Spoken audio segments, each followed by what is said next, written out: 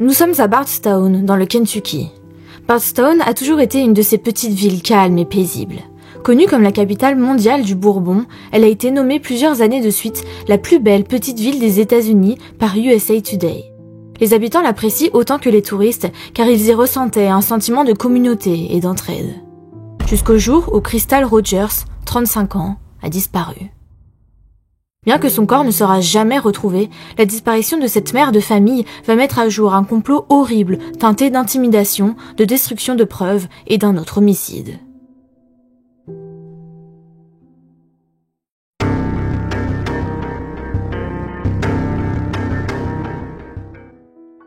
Crystal Maria Rogers, 35 ans, est une mère aimante de 5 enfants.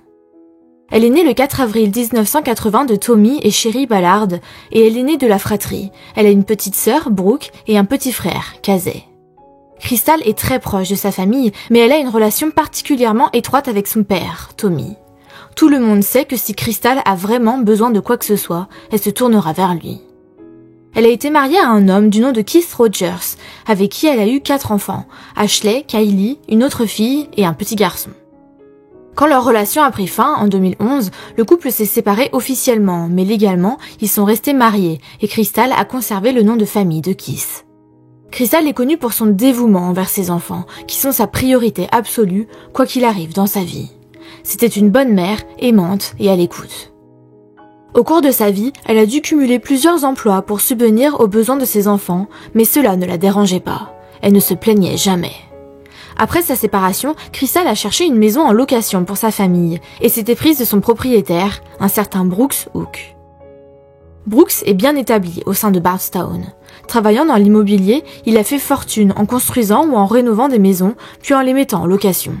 Sa famille également est connue dans les environs. Le frère de Brooks, Nick, fait partie de la police et Brooks lui-même a concouru pour l'élection du shérif en 2014. Crystal et Brooks se mettent rapidement ensemble et ont un fils peu après, Ellie Rogers, né en 2013. Crystal est réputée pour sa franchise et son franc-parler, mais aussi pour sa grande générosité. Elle a toujours les intérêts de ses proches à cœur, elle aime aider les autres et ne demande jamais rien en retour. Elle est une amie fidèle et dévouée, tout le monde l'apprécie.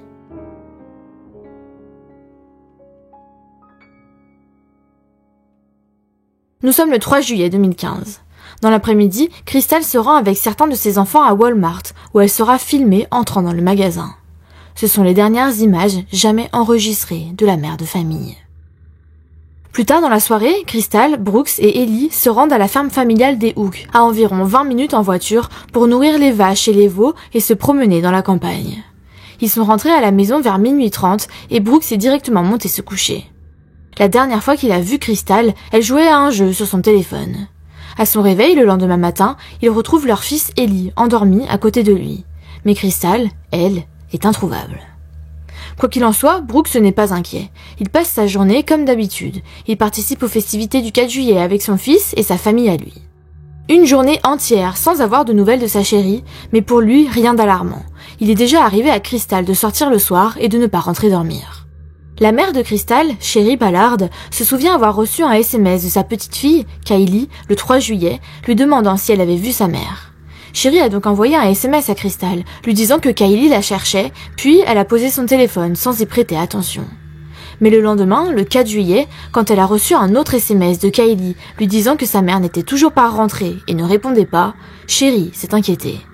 Ce n'est pas du tout dans les habitudes de Crystal d'ignorer sa famille, en particulier ses enfants. Sherry contacte alors ses proches, demandant si quelqu'un avait vu Crystal ou savait où elle était. C'est à ce moment que la famille Ballard a réalisé que personne n'avait eu des nouvelles de Crystal depuis au moins la veille. Tommy Ballard, le père de Crystal, a su directement au fond de lui que quelque chose n'allait pas. Alors le 5 juillet, lui, Sherry et leur fils Casey se rendent au commissariat pour signaler sa disparition.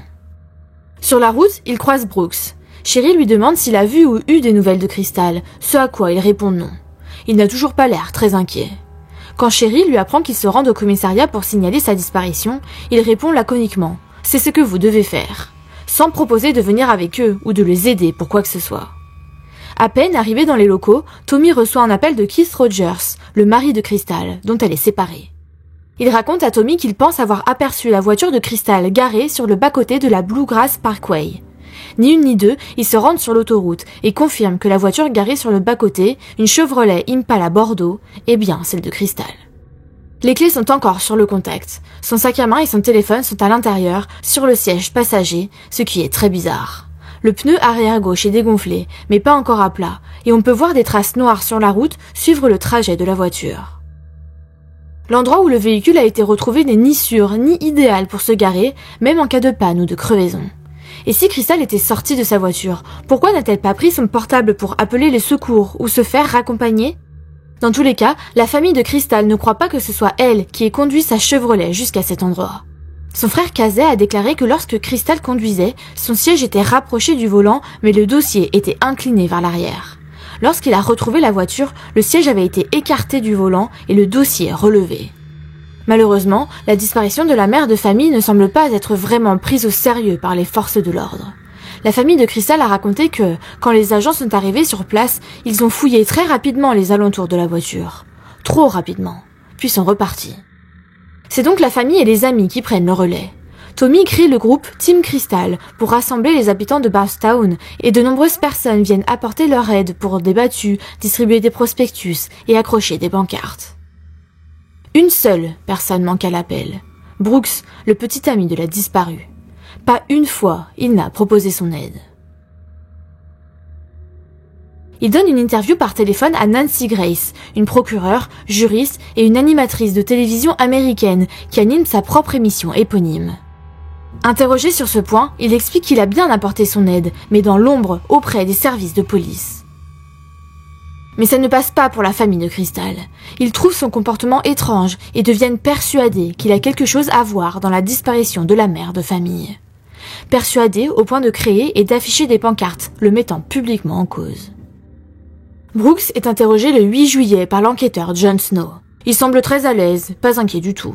Sa gestuelle est celle de quelqu'un qui est sûr de lui. Il raconte que le 3 juillet, lui, Crystal et Ellie sont allés dans sa ferme familiale pour nourrir les vaches, qu'ils se sont promenés et qu'ils ont allumé un feu de joie pour se débarrasser de certains déchets.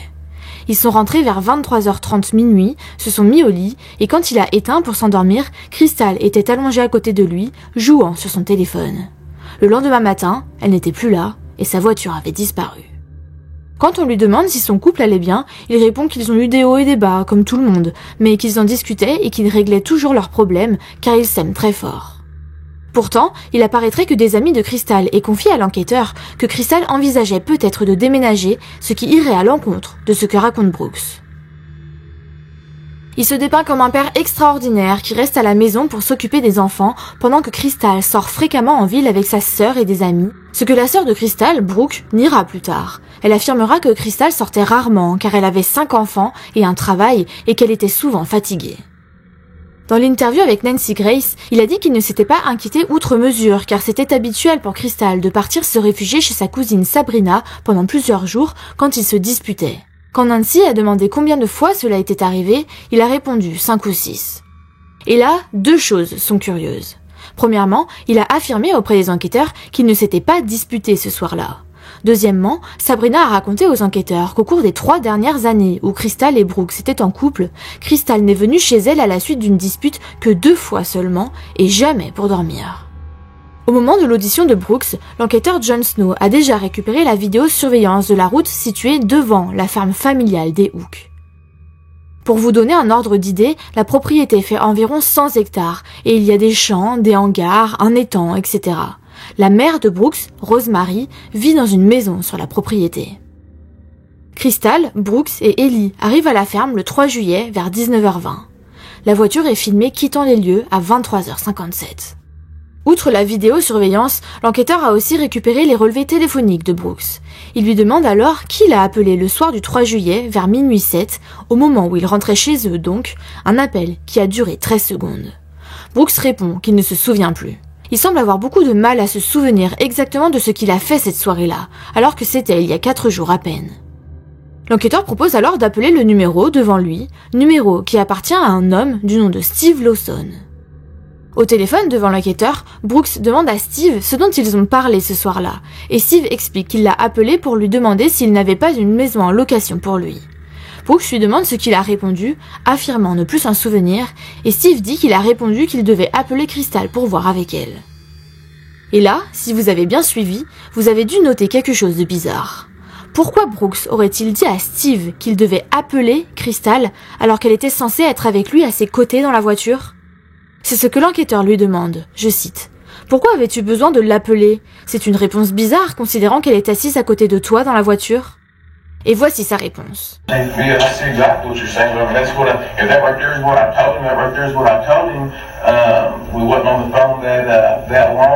But normally I would just, she handles all that, and that's what I would do. She's not going to want to mess with that kind of stuff that late. I'm sure I'm probably trying to answer the phone really quickly, just so that it wouldn't, a lot of times after I get moving, Eli goes to sleep, you know. Sometimes he goes to sleep in the truck, sometimes he doesn't. So if you want to call him, you got his number and everything, if you want to call him, you know, you can call him.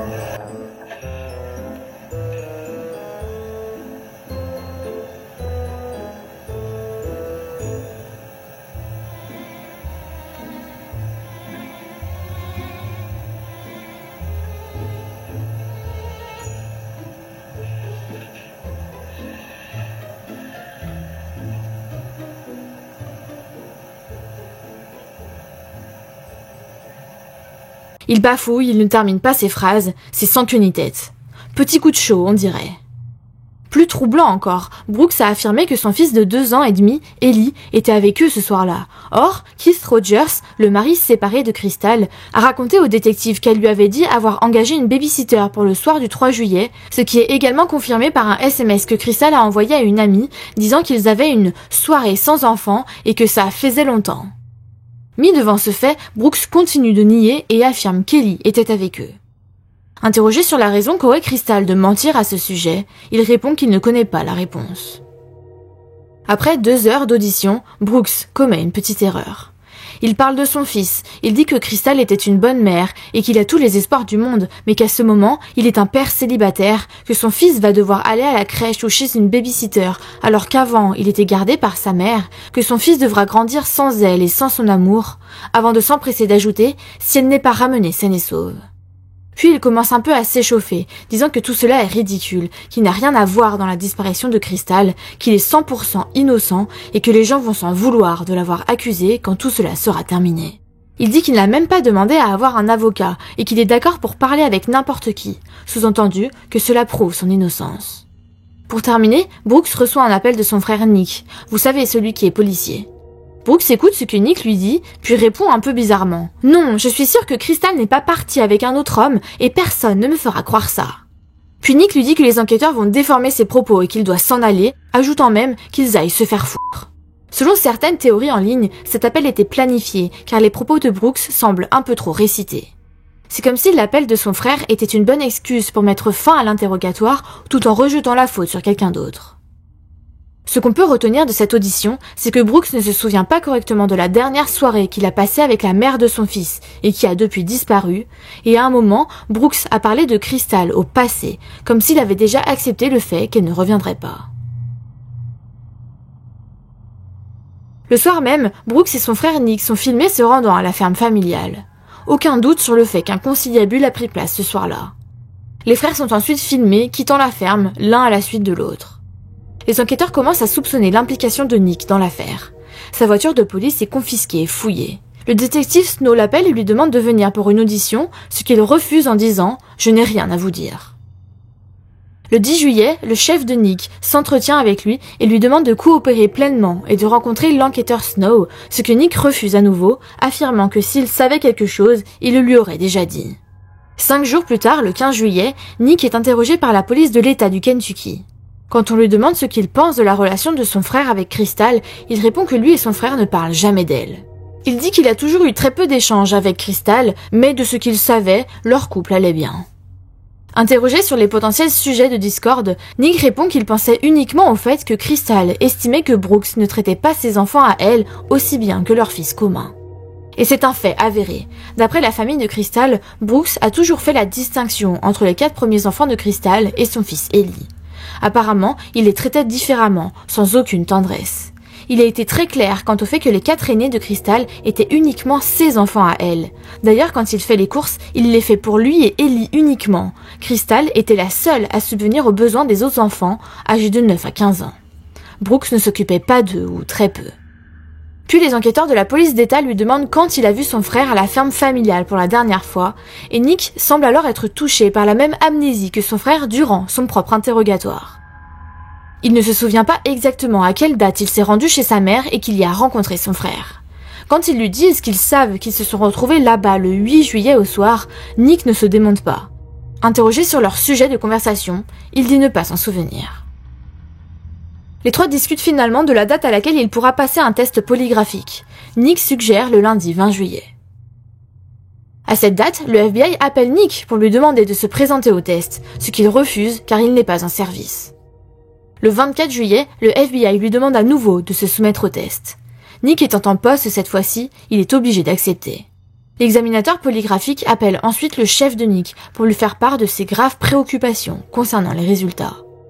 Quand l'examinateur met Nick au courant de ses résultats et l'accuse de mentir, Nick s'énerve et répond « Je me fous complètement de ce que dit votre putain d'ordinateur. Vous me traitez de putain de menteur et je n'aime pas que les gens me traitent de menteur. » Également, les analyses de sa voiture de police reviennent. Il s'avère que Nick s'est rendu à la ferme familiale le soir du 3 juillet, ce qui semble très suspect. Malheureusement, rien d'anormal n'est retrouvé dans sa voiture. Le 16 octobre, une conférence de presse est organisée par les services de police et le maire, dans laquelle ils annoncent que le policier Nick Hook a été licencié dû aux résultats de son test polygraphique et de son ingérence dans l'affaire Crystal Rogers. Quelques jours plus tard, Brooks est officiellement désigné comme suspect dans la disparition de Crystal. Également, les services de police avouent qu'ils pensent que la mère de famille est décédée, mais aucune arrestation n'est effectuée. Malgré de multiples efforts de recherche et une récompense de 100 000 $ offerte pour toute information, l'enquête n'avance pas. Les habitants organisent de nombreuses battues sous l'impulsion de Tommy, mais rien n'est jamais retrouvé. En décembre 2015, un homme du nom de Danny Singleton est arrêté pour faux témoignage après qu'il aurait menti sous serment devant un grand jury dans le cadre de l'enquête de Crystal. Selon NBC News, Danny est un ami proche et un employé de longue date de Brooks. On y reviendra. En 2016, la journaliste Stephanie Bauer, l'inspecteur à la retraite Dwayne Stanton et Joey Stidham, spécialiste en reconstruction médico-légale, réexaminent minutieusement la voiture de Crystal. Les autorités avaient emmené la Chevrolet Impala pour la soumettre à des tests en 2015, puis l'ont rendue à sa famille.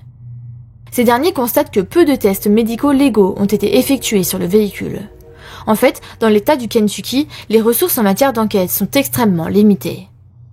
Stidham a déclaré que le laboratoire criminel de la police d'État du Kentucky n'accepte généralement que 10 pièces à conviction pour des tests dans les affaires de meurtre. Ce qui est ridiculement peu, on est d'accord. L'équipe conclut que c'est probablement ce qui s'est passé dans le cas de Crystal. De leur côté, les enquêteurs mènent de nombreuses perquisitions dans la propriété de la famille Hook, y compris au domicile d'Anna Whitesides, la grand-mère de Brooks Hook. En juin, Madame Whitesides reçoit une assignation à comparaître devant le grand jury du comté de Nelson, mais elle invoque son droit au 5e amendement pour ne pas parler. Son domicile ainsi que la ferme familiale des Hook sont de nouveau perquisitionnés en août 2016.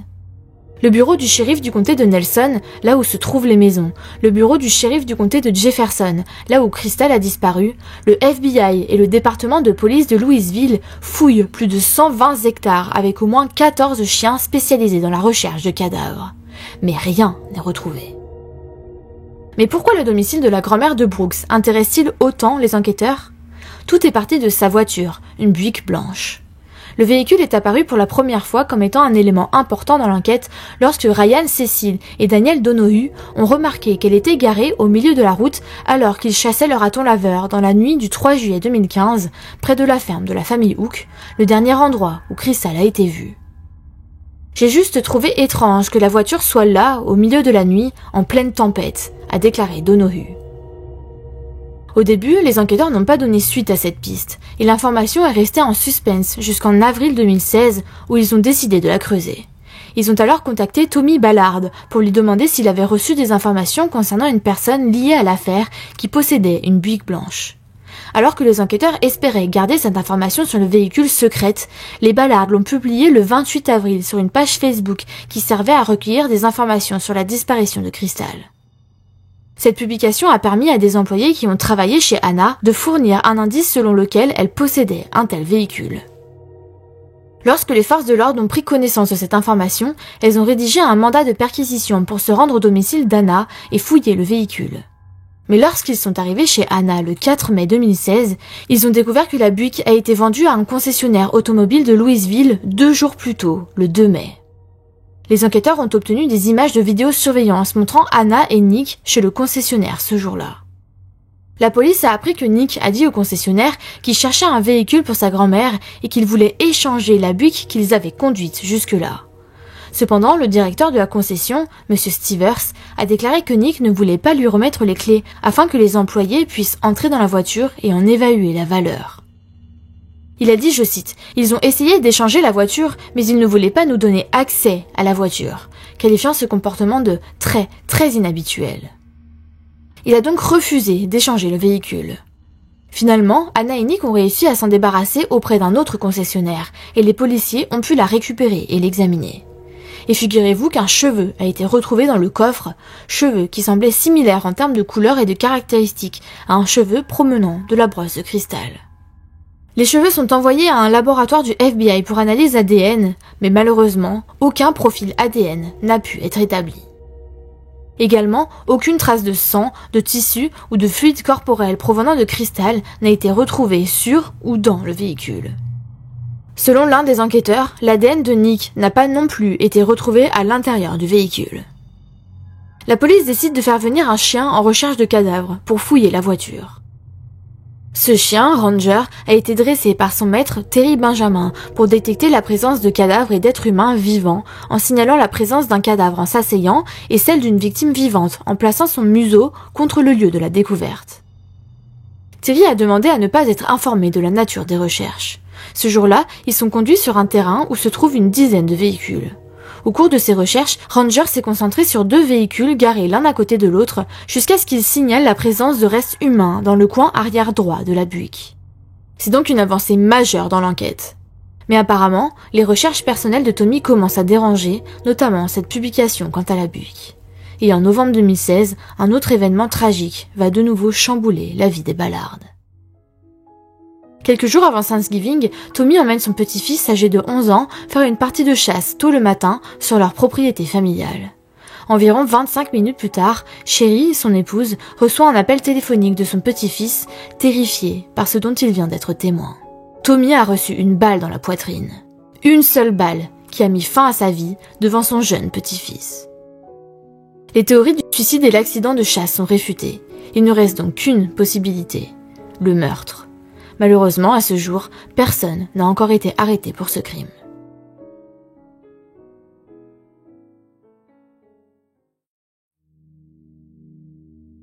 Puis, il n'y a aucune avancée concernant l'affaire pendant plusieurs années. Finalement, le FBI revient sur le devant de la scène et fait bouger les choses. Il mène 2 perquisitions à Bardstown. La première a eu lieu en août 2020 et la seconde en août 2021. Cette dernière perquisition se déroule dans le lotissement de Woodlawn Springs, où l'entreprise de construction de Brooks Hook a construit plusieurs maisons peu après la disparition de Crystal. Le FBI se concentre ensuite sur l'une des propriétés, qui n'appartient plus à Brooks. Des équipes creusent et excavent l'allée et des camions remplis de béton sont aperçus autour du lotissement. Et là, tenez-vous bien, car ils font une découverte surprenante. Des sous-vêtements féminins et des cheveux ont été trouvés sous l'allée d'une des maisons et des vêtements féminins ont également été trouvés sous le trottoir. Malheureusement, les tests ADN effectués sur ces objets ne révéleront aucun profil ADN. Puis 2 années passent sans nouvelles avancées. Et finalement, la consécration. En septembre 2023, Joseph Lawson, âgé de 32 ans, est arrêté et accusé de complot en vue de commettre un meurtre et complicité dans la falsification de preuves matérielles. Peut-être que ce nom ne vous dit rien, mais souvenez-vous, un homme a appelé Brooks le soir du 3 juillet pendant 13 secondes. Cet homme se nomme Steve Lawson. Joseph, c'est son fils. Le 5 octobre 2023, Brooks Hook est arrêté et accusé de meurtre.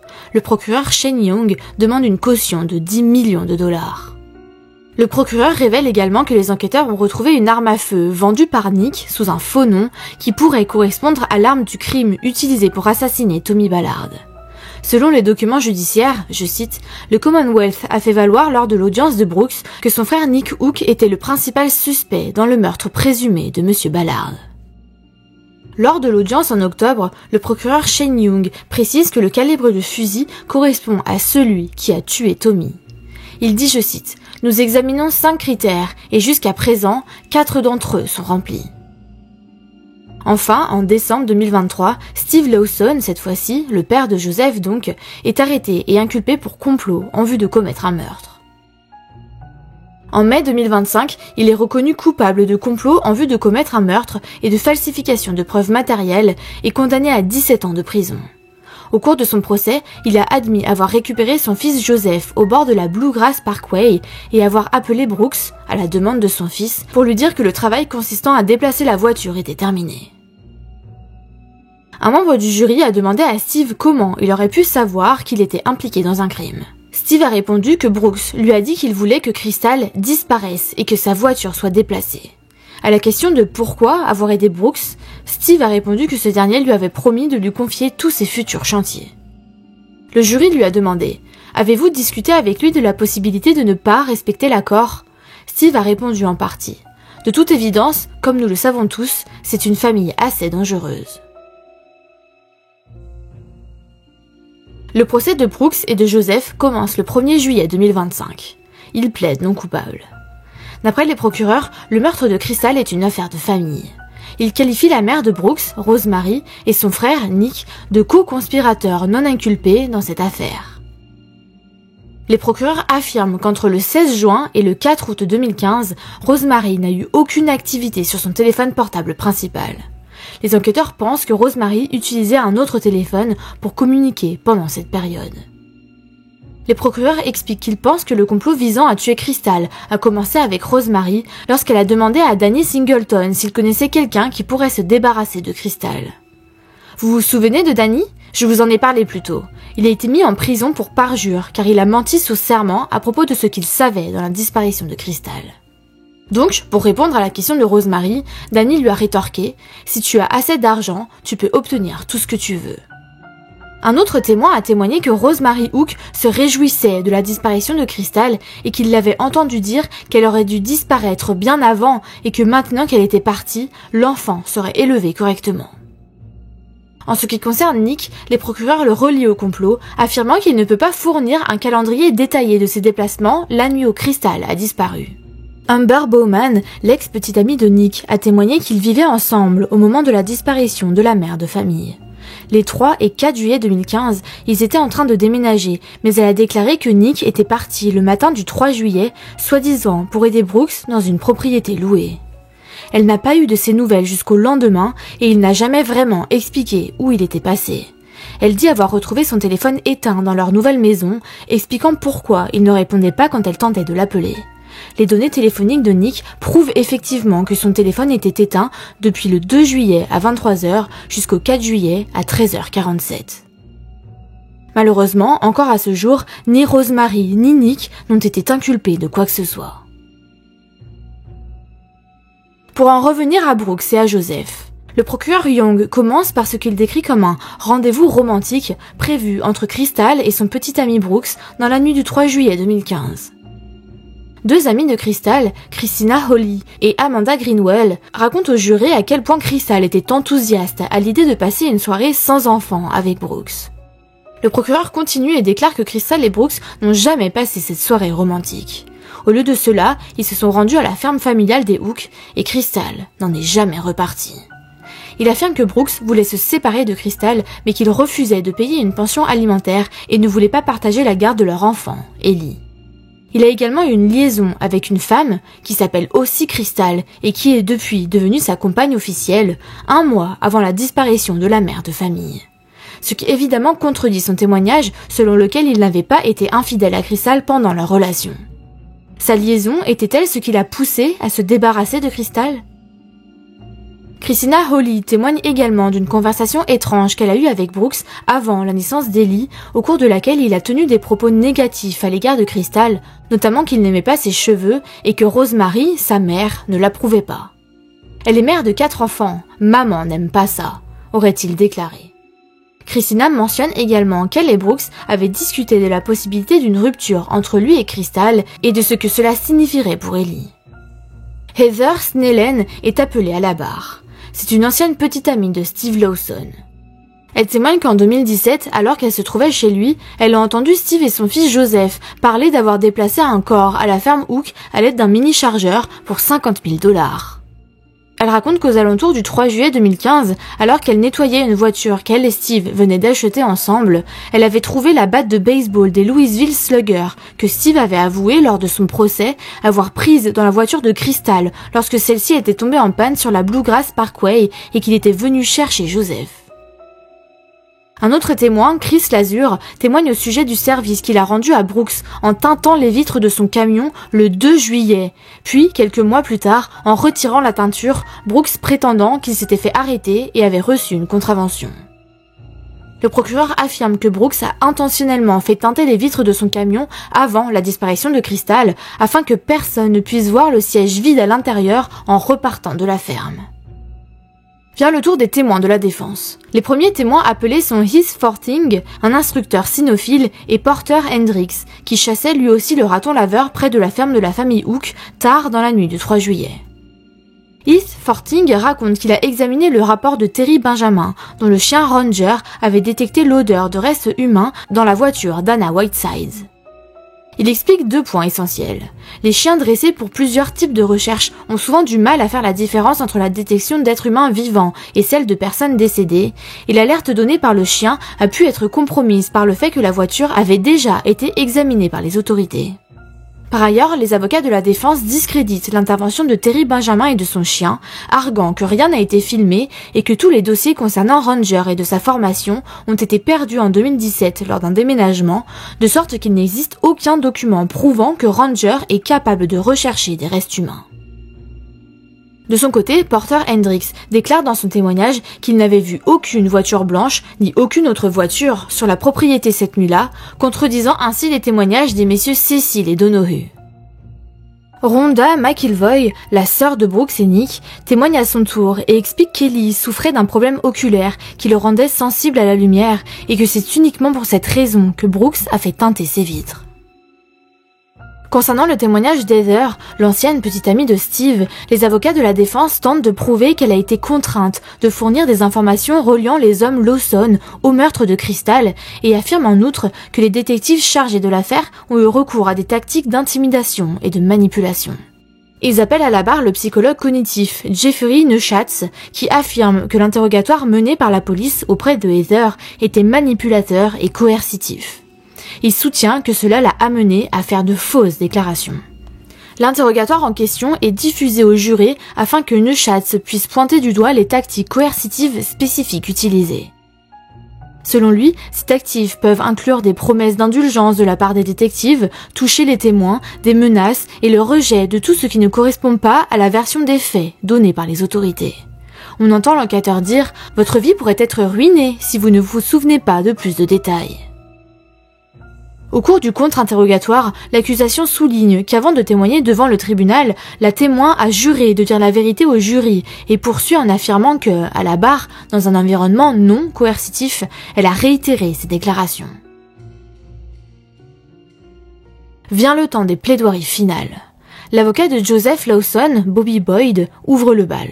Il soutient que Joseph est innocent à 100%, car les données des antennes relais, qu'il présente au jury comme leur témoin le plus fiable, montrent qu'il se trouvait sur Boston Road pour récupérer la voiture de Steve tard dans la soirée du 3 juillet et non sur la Bluegrass Parkway.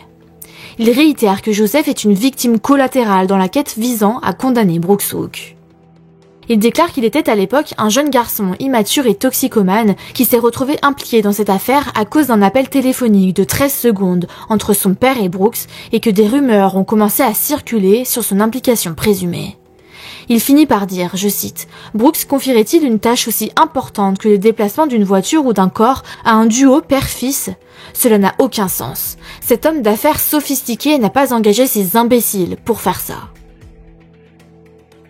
La défense poursuit la présentation de ses conclusions finales, Brian Butler et Steve Schroring, avocats de Brooks, soulignant l'innocence de leur client. Brooks Hook n'est pas coupable. Butler affirme que l'accusation portée contre Brooks repose uniquement sur des suppositions, des théories, des soupçons et des hypothèses.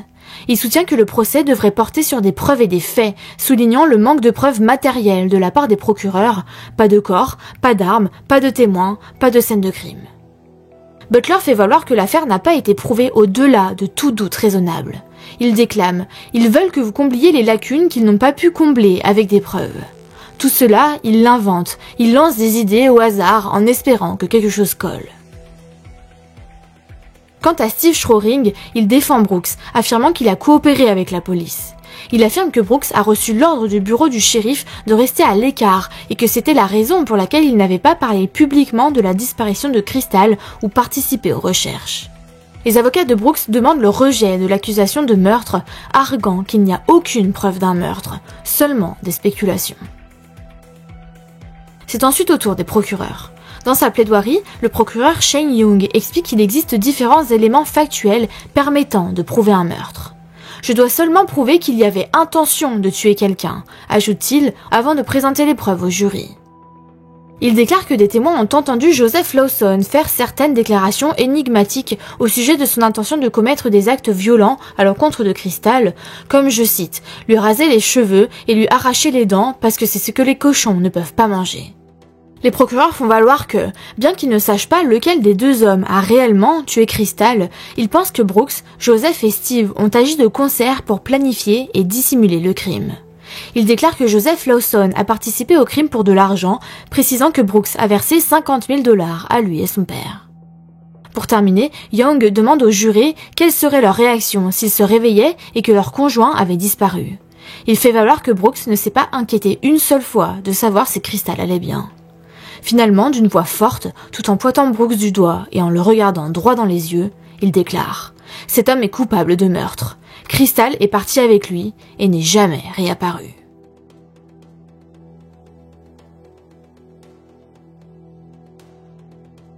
Le 8 juillet 2025, Brooks est reconnu coupable du meurtre de Crystal Rogers et de complicité dans la falsification de preuves matérielles. Joseph Lawson est reconnu coupable de complot en vue de commettre un meurtre et de falsification de preuves matérielles. L'audience de détermination de la peine a lieu le 17 août 2025. Sheri Ballard prend la parole. Elle déclare « J'ai compris à quel point tu étais hypocrite après seulement quelques interactions avec toi. J'aurais seulement souhaité que ma fille s'en rende compte plus tôt. » Elle évoque les 10 années de souffrance qu'elle a endurées après avoir perdu sa fille et mentionne qu'elle n'a jamais vu Brooks verser une seule larme. Je ne t'ai jamais entendu dire que tu t'inquiétais de savoir où elle était ou ce qui avait pu lui arriver. Tu étais assis là, plus préoccupé par la réputation de ta famille que par la femme avec laquelle tu avais un enfant. Elle déclare qu'elle assisterait à toutes les audiences de libération conditionnelle. J'amènerai une armée avec moi, si c'est ce qu'il faut pour te garder derrière les barreaux. Crystal a-t-elle supplié pour avoir la vie sauve, sachant qu'elle avait 5 enfants qui l'attendaient à la maison et une famille qui l'aimait vraiment et dépendait d'elle? Où est ma fille, Brooks? Je prie pour qu'un jour, tu aies un cœur, et que tu aies la décence de me dire où se trouve ma fille afin que nous puissions lui offrir un enterrement digne. Tu dois au moins cela à ton propre fils, et ma fille le mérite. Brooks Hook est condamné à la prison à vie pour complot en vue de commettre un meurtre et à 5 ans pour falsification de preuves, peines qui seront purgées simultanément. Joseph Lawson est condamné à 25 ans de prison. Brooks a accepté de céder la garde de son fils, Ellie, 12 ans, à sa sœur, Rhonda McIlvoy. À ce jour, les restes de Crystal n'ont toujours pas été retrouvés. Et c'était la très triste histoire de Crystal Rogers. Si cet épisode vous a plu, abonnez-vous!